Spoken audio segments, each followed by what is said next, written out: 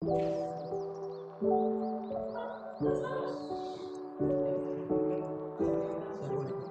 kasih atas kesempatan yang telah diberikan kepada kelompok 1. Kami akan mempresentasikan perkembangan revolusi industri.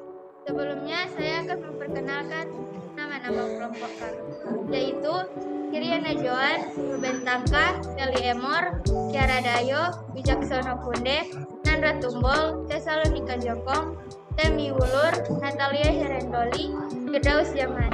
Dan definisi revolusi industri akan dijelaskan oleh Temi Wulur.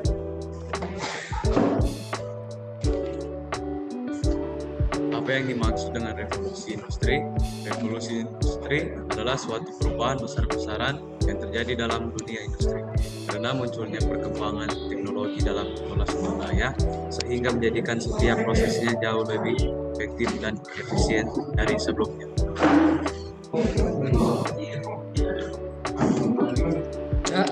Seperti yang kita ketahui, arti dari kata revolusi adalah suatu perubahan yang terjadi dengan cepat dan mengubah dasar-dasar dari kehidupan. Sedangkan arti dari kata industri adalah suatu kegiatan ekonomi yang mengelola bahan dari yang tadinya berbentuk mentah menjadi barang yang memiliki nilai dan mutu tinggi.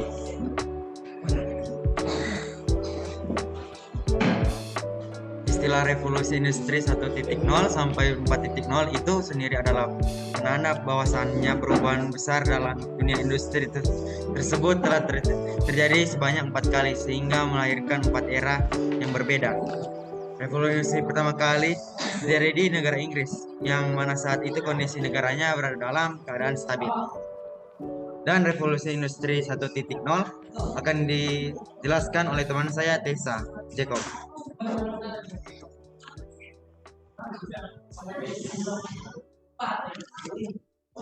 Revolusi Industri 1.0. Perkembangan revolusi industri 1.0. Revolusi industri 1.0 adalah era yang terjadi pada abad ke-18, 1760 sampai 1840, dan ditandingkan dengan adanya penemuan mesin uap pada tahun 1776 oleh James Watt di negara Inggris sehingga membawa perubahan besar di berbagai sektor. Mesin uap yang berbahan batu bara ini ditenagai oleh mesin dan kebanyakan diperuntukkan untuk produksi tekstil di Inggris. Dampak revolusi industri 1.0. Perubahan besar tersebut ditandai dengan cara manusia dalam mengolah sumber daya serta memproduksi produk khususnya di beberapa bidang seperti pertanian, manufaktur, transformasi, pertambangan, dan teknologi di seluruh dunia.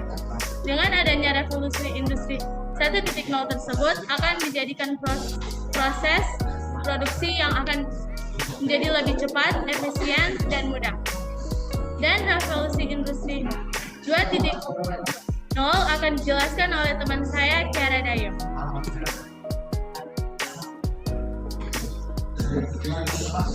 Revolusi Industri 2.0.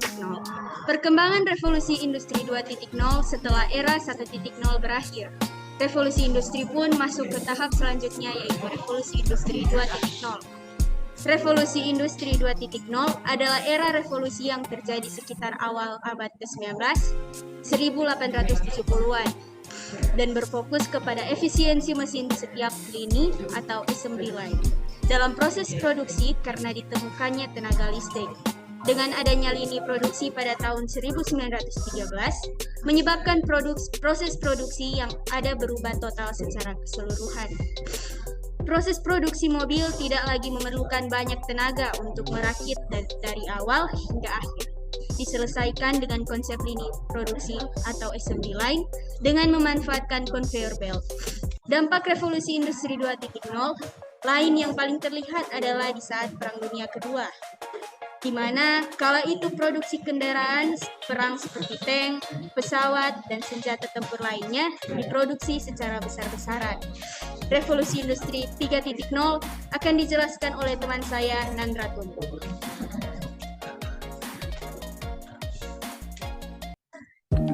Revolusi industri 3.0. Perkembangan revolusi industri 3.0.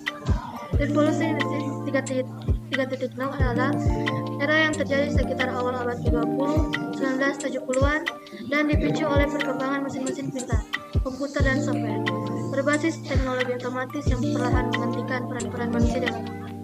Pada era inilah dimulainya digitalisasi khususnya di dunia industri.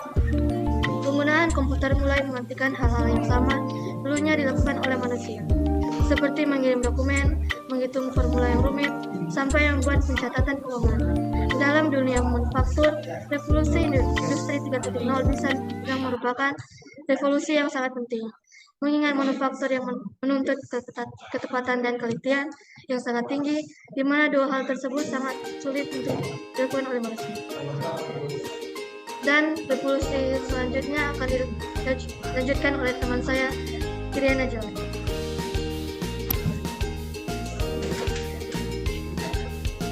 Revolusi Industri 4.0. Dampak revolusi industri 4.0 sejak diperkenalkannya teknologi ini, yaitu perusahaan-perusahaan dapat mengotomatiskan seluruh proses produksi tanpa bantuan manusia. Contoh yang diketahui dari hal ini adalah robot yang melakukan urutan terprogram tanpa campur tangan manusia. Dalam revolusi industri 4.0 ada artificial intelligence dan juga kemajuan IoT. Berikut ini 3 faktor utama penyebab revolusi industri. Yang pertama, faktor teknologi, kedua, faktor ekonomi, ketiga, faktor sosial budaya. Dan kesimpulannya akan dijelaskan oleh teman saya, yaitu Wicaksono Gunde.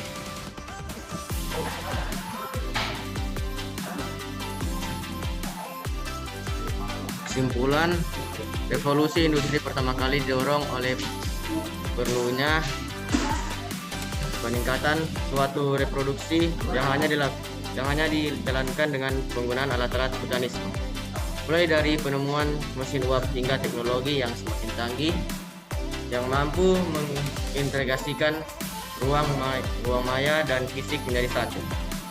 Era revolusi industri sudah terbukti memberikan peluang baru di setiap tahapnya, mulai dari 1.0 sampai dengan 4.0. Tergantung kepada kita melihat hal ini dari berbagai sudut pandang. Bisa jadi adalah peluang baru atau bahkan sebuah ancaman. Kalau ada kesalahan mohon dimaafkan. Ayo tinting makan kepiting. Thank you for everything.